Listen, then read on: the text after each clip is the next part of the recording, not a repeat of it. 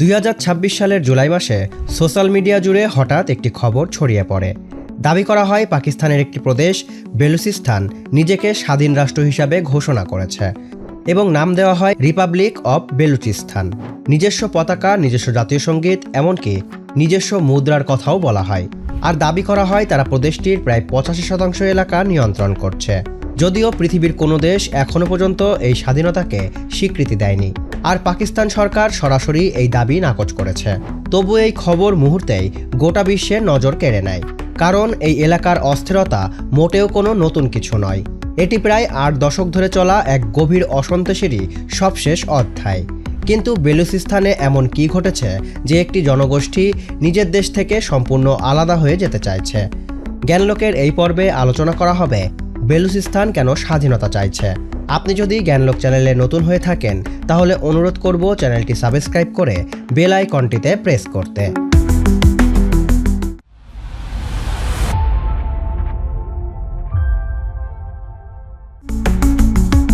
যে বেলুচিস্তানকে আজ আমরা পাকিস্তানের একটি প্রদেশ হিসাবে চিনি, তার ইতিহাস কিন্তু সবসময় এমন ছিল না। 1947 সালে ব্রিটিশরা যখন ভারতীয় উপমহাদেশ ছেড়ে চলে যাওয়ার প্রস্তুতি নিচ্ছিল, তখন বেলুচিস্তানের একটি বড় অংশ কালাত স্টেট নামে একটি স্বাধীন রাজ্য হিসাবে আত্মপ্রকাশ করে। পাকিস্তানের জন্মের ঠিক দুদিন আগে 1947 সালের 11ই আগস্ট কালাতের স্বাধীনতাকে স্বীকৃতিও দেওয়া হয়েছিল। কিন্তু এই স্বাধীনতা খুব বেশি দিন স্থায়ী হয়নি। মাত্র কয়েক মাসের মাথায় পাকিস্তানের তৎকালীন শাসক গোষ্ঠী বেলুচিস্তানের ওপর চাপ সৃষ্টি করতে শুরু করে।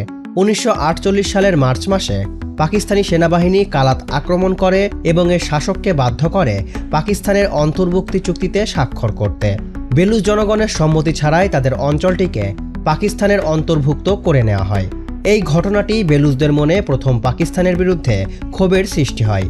তারা একে কোনো সাধারণ অন্তর্ভুক্তি হিসাবে দেখেননি, বরং তাদের চোখে এটি ছিল একটি স্বাধীন দেশের ওপর জোরপূর্বক দখলদারিত্ব। সেই দিন থেকেই বেলুচিস্তানের পাহাড়ে পাহাড়ে প্রতিরোধের আগুন জ্বলে ওঠে, যা আজ পর্যন্ত এক মুহূর্তের জন্যও নেভেনি। বেলুচিস্তানের এই ক্ষোভের পেছনে কেবল রাজনৈতিক ইতিহাস নয়, বরং অর্থনৈতিক বৈষম্য এক বিশাল ভূমিকা পালন করছে। ভৌগোলিক দিক থেকে বেলুচিস্তান পাকিস্তানের সবচেয়ে বড় একটি প্রদেশ, যা দেশটির মোট ভূখণ্ডের প্রায় 44% অংশ জুড়ে রয়েছে। শুধু তাই নয়, বেলুচিস্তানের মাটির নিচে লুকিয়ে আছে সোনা, তামা, কয়লা এবং বিপুল পরিমাণের প্রাকৃতিক গ্যাস। পাকিস্তানের বড় বড় শহর আর কলকারখানাগুলো বছরের পর বছর ধরে বেলুচিস্তানের এই প্রাকৃতিক গ্যাস দিয়েই চলছে। কিন্তু আশ্চর্যের বিষয় হলো, যেই মাটির গ্যাস পুরো দেশকে সচল রাখছে, সেই মাটির মানুষগুলোই আজ চরম দারিদ্র্যের মধ্যে দিন কাটছে। বেলুচিস্তানের সাধারণ মানুষের ঘরে আজ রান্নার গ্যাস নেই, বিশুদ্ধ খাবারের পানি নেই, আর শিক্ষা তো বহু দূরের কথা।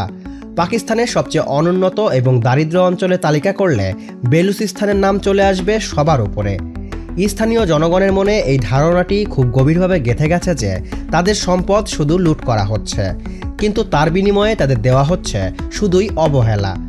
এই চরম অর্থনৈতিক শোষণই তরুণ প্রজন্মকে কলমের বদলে অস্ত্র তুলে নিতে বাধ্য করেছে, এবং তারা বিশ্বাস করতে শুরু করেছে যে পাকিস্তানের কাঠামোর মধ্যে থাকলে তাদের কোনো ভবিষ্যৎ নেই। বর্তমান সময়ে বেলুচিস্তানের এই সংকটকে আরও জটিল করে তুলেছে আন্তর্জাতিক রাজনীতি এবং বিশেষ করে চীনের আগমন। বেলুচিস্তানের দক্ষিণ উপকূলে অবস্থিত গোয়াদার বন্দরকে কেন্দ্র করে তৈরি হয়েছে চীন পাকিস্তান অর্থনৈতিক করিডর বা সিপ্যাক। এই প্রকল্পের মাধ্যমে চীন আরব সাগরে সরাসরি প্রবেশাধিকারের সুযোগ পাচ্ছে, যা তাদের বিশ্ব বাণিজ্যের জন্য অত্যন্ত গুরুত্বপূর্ণ। পাকিস্তান সরকার এটিকে তাদের ভাগ্যের চাকা ঘুরিয়ে দেওয়ার প্রকল্প হিসাবে প্রচার করলেও বেলুচদের মধ্যে এটি একটি নতুন উদ্বেগের কারণ হয়ে দাঁড়িয়েছে। স্থানীয় মানুষ দেখছে যে তাদের নিজস্ব জমিতে চীনের বড় বড় কোম্পানি এসে কাজ করছে, কিন্তু সেখানে বেলুচ যুবকদের কোনো চাকরি দেওয়া হচ্ছে না। সমুদ্রের যে অংশে শত বছর ধরে স্থানীয় জেলেরা মাছ ধরে জীবন ধারণ করত, সেখানে এখন বিদেশি জাহাজের আধিপত্য। বেলুচদের মনে ভয় ঢুকে গেছে যে পাকিস্তান সরকার চীনের সাথে মিলে তাদের নিজেদের মাতৃভূমি থেকেই তাদের হয়তো তাড়িয়ে দেবে। এই কারণে গোয়াদার বন্দর এবং চীনের বিভিন্ন প্রকল্প এখন বেলুচ বিদ্রোহীদের প্রধান লক্ষ্যবস্তুতে পরিণত হয়েছে। যে কোনো অধিকার আন্দোলনের কণ্ঠরোধ করতে যখন সামরিক শক্তি ব্যবহার করা হয়, তখন সেই আন্দোলন আরও উগ্র রূপ ধারণ করে। বেলুচিস্তানেও ঠিক তাই ঘটেছে। গত কয়েক দশকে সেখানে পাকিস্তান সেনাবাহিনী একাধিক বড় ধরনের সামরিক অভিযান চালিয়েছে। বিদ্রোহ দমনের নামে হাজার হাজার সাধারণ মানুষকে তুলে নিয়ে যাওয়া হয়েছে, যাদের আর কোনোদিন খোঁজ পাওয়া যায়নি।